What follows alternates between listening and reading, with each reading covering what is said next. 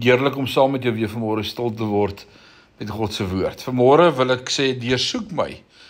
En daarvoor kyk ons in Openbaring 3 vers 18.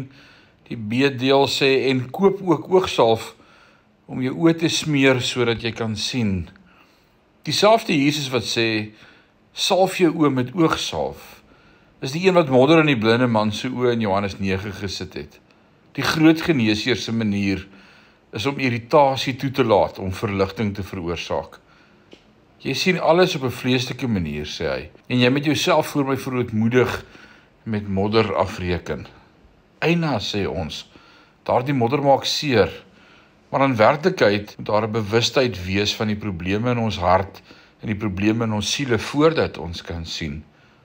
Deursoek my, o God, het Dawid uitgeroep, en kyk of daar enige goddelose weg in my is, bid hy in Psalm 51. As jy ongeïnteresseerd voel, as jy lou of koud voel, moet jy die groot geneesheer vra om jou te deursoek, want dit sal die oogsal wees, wat jou sal toelaat om duidelik te sien.